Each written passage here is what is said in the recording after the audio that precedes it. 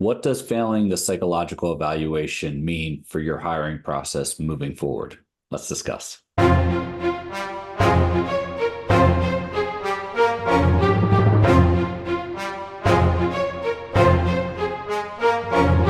Hey, before we get started, remember we have gifts down in the description for you. One is the Getting Started workshop. It's going to walk you through every phase of the hiring process. There's some hidden bonuses, but go through it, get yourself squared away. Next is a free coaching call with myself or any of the other instructors where you can jump on a call, ask us anything about your hiring process, maybe even your psych exam, anything like that, or anything that's specific to you. We'd be glad to sit down, go over it with you best we can. The last, and we just added this, is a police applicant eligibility exam to see, hey, do you meet the criteria for law enforcement, or do you have some hurdles that you may have to get over and articulate? That's down there for you as well. Now, what do you do if you fail the psych exam? All right, first and foremost, let's hit where the psych exam usually is. Emphasis on usually. Sometimes the psych exam is in the beginning of the hiring process. That's really rare. I don't usually see that too often, but there are departments that do it their own way. So just keep that in mind. Every department can be a little different. Now, where I usually see the psych exam is the last phase of the hiring process. And about 5-10 years ago, you know, it was an issue, but it wasn't a major issue. Nowadays, the psych has become the hardest part to pass in the hiring process, which means you get all the way to the end and you can fail the psych. And I'm seeing individuals with it going into it completely blind with no experience. I'm seeing about a 40% average fail rate, depending on who it is. I'm seeing a much higher fail rate in younger applicants. So keep that in mind. I have my personal beliefs and experience from, I shouldn't say personal, I should say professional. I have my professional experience and beliefs that psychologists, even though they're supposed to be trained to recognize bias, they have their own biases, and they're starting to look at the fact that, hey, we have a little bit more power, even though they have a little bit more power to say, hey, we don't think you're a good fit. And law enforcement is a rough career right now, and it's very controversial, and we're going to pick who's the right fit for it. Now, on the other side of that, a lot of psychologists right now are getting jammed up for that, and they're getting reviewed, or their organizations are getting fired, and then they're also some of them are even being sued for various different aspects, mostly for messing up someone's career. That's not super huge, but it is happening with some departments and some individuals, some that I've worked with in the past. Now, what happens if you fail it? So let's say you go in, right? You take your psych, you do your written exam, right? Because you're going to have a written exam. Sometimes it's a CPI, personality inventory. Sometimes it's the MMPI. MMPI 3 is the new one out. And you go through it and you do, somewhere between 5 to 1,500 questions, a mental marathon. They're all redundant, asking the same thing over and over again. And then you sit down after that with your psychological examiner, and they say, hey, we're going to go through some of your questions. I'm going to go through your background. By the way, they're getting access to your PHS and your poly results. Some of them are these days. So kind of keep that in mind. So you're going through all this, and they say, hey, okay, yeah, appreciate you coming in. I'm going to send my report over to the department, because they're not going to tell you. And next thing you know, in a day or two or a week, you get a message or an email or even a letter from the department saying, hey, sorry, we're not moving forward with you. You did not pass the psychological portion of your exam, or of your hiring process. First of all, what do you do? Depends on the psychological examiner, and you need to understand, sometimes they have in-house psychological examiners, which means they're a part of the department, right? You don't really want to mess with them too much. Then you have third-party examiners, which are hired individuals, hired companies that do this for the department. And before you even walk in the door, you're already done and paid for by the department. Hey, they schedule it for you. They pay the bill. You walk in, the psychological examiner doesn't care if you get hired or not, outside of any preconceived biases they may have. So you go in, you do that, you fail. And are you done? Is it over for you? Are you unable to become a law enforcement officer? The serious answer is you're not done, but you definitely have a hurdle now, because now you have to explain to other departments that you're wanting to apply to, hey, what happened with ABC Police Department? Well, I made it through the entire hiring process and I went up to the psychologist, and unfortunately, the psychologist didn't move me forward. They're going to say, why didn't the psychologist move you forward? And your actual answer should be, I don't know. They don't disclose the results. A lot of times I'll see my coaching members say, well, they did tell me X, Y. And I was like, did you see it on paper? Was that on the official report? And they say, no. Then that's speculative. That's hearsay. You can't sit here and say that, hey, I believe it was because of this.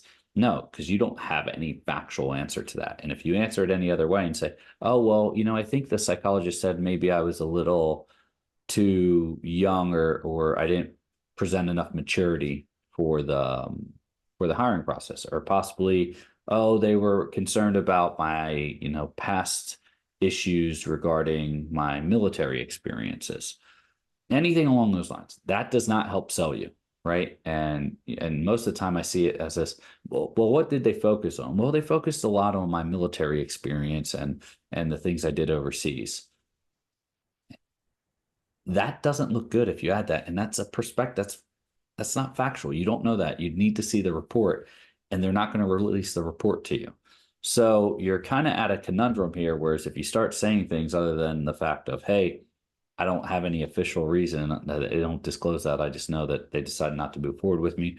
However, I was told that I was re-eligible to apply in a year, right? Solid, good to go there. Now, here's the dilemma I run into with some of my coaching members. And I tell them this when they're applying and identifying their departments that they're applying to. If you apply to departments in the same local area and they use a third-party psych examiner, chances are they're all using the same third-party psych examiner.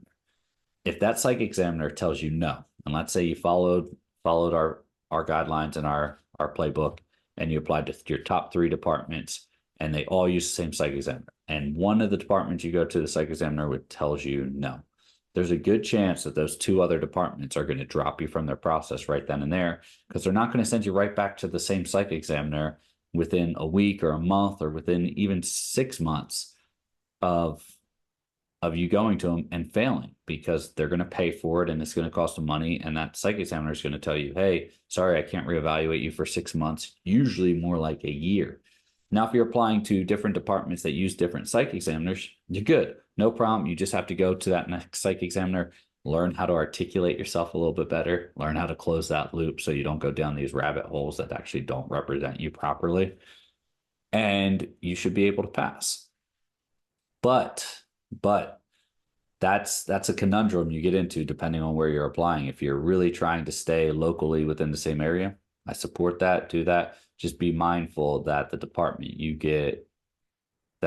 you apply to, if they all use that same third-party examiner, you might run into an issue where they say, hey, the other departments say, hey, we're not going to continue forward with you right now just because we use that same examiner. And they're not going to pass you if we send you right back to them. So it's a tough spot. I understand that. It's a tough spot to be in too, but there's ways around it. You can obviously look into departments, try to figure out, hey, if you realize that these departments are, 2 hours apart from you, you're in the middle and they're one's an hour one way, one's an hour the other way, there's a good chance they may not use the same psych examiner unless it's the one right in the middle where the town you're at. So you can look at it. Obviously, if you're applying to different departments in different states, you're not going to really run into that issue unless they try to schedule you for a psych exam locally, right? They might try to do that, but I don't usually see that too often. It does happen, so keep that in mind. If you've already failed, excuse me, with your local psych examiner, and they're going to try and send you back to them, it's not an ideal. That's where you say, hey, no, I'm willing to travel. I'll come use your standard one and go to their state, right? Because you know that it's not going to work out in the recent one you just did. But let's get into it. So are your chances over? No. The hurdle is now you have to convince another psych examiner that the other psych examiner was wrong, or you have to show, hey, I understand. I think what it was with that is I was super nervous. I wasn't really articulating myself well, and ultimately, I just don't think it was is my best presentation of myself. However, I hope that I've matured, I've grown, I've gotten mentorship or guidance when it comes to presenting myself professionally, and I hope I can show that here today. Right. That sounds wonderful when you say things like that. You know, it sounds shows maturity, shows that you're not, there the ego isn't too huge because you've done some self-reflection. You've analyzed that maybe you made some mistakes. You sought out expert guidance, right, to get you to where you were. And all that sounds great. Now, make sure all that's the truth, because a lot of times they'll say, "Oh, well, what have you done? Who have you spoke with?" And if you have nothing and you lie to a psych examiner, they're going to get rid of you right there on the spot. And they're just going to say, "Oh, okay, cool. Have a great day. We'll see you later. We'll let you know our results." And the results will be unfavorable. Are your chances completely over? No. You just have to go to a different department that uses a different psych examiner. It does start looking bad if you keep failing the psych exam. Departments will stop taking you serious if you keep failing the same section over and over again without any strength of or any show of growth. So make sure if you run into a situation, if you fail the psych twice with two different departments, you need to be looking for guidance at that point in time, because if you fail a third and then a fourth, you're going to have to possibly take some time off. Not 100% of the time, but you may have to take some time off with applying, and that's not the goal, right? The goal is to get into your career as soon as possible so you can learn your profession and then go out there and serve the community as best you can. But understand, it's a rigorous hiring process, and the psych usually is the last phase, and it's also become the hardest portion to pass. So failing it is not really your ideal solution. If you're coming up on a psych, seek some guidance. Reach out to me, reach out to any instructor that you know, any of our instructors. It doesn't matter. Get some guidance on the psych, get some coaching, whatever you have to do. Try not to fail that psych. Try not to fail any portion, because it just hurts you and it snowball effects down the line. But definitely try not to fail that psych. All right. That being said, down below is our gifts for you. Remember, you got the Getting Started workshop. I walk you through every phase, plus those hidden bonuses in there. Additionally, you have the free coaching call with myself or any of our instructors. Please use it. That's what it's there for, to help guide you.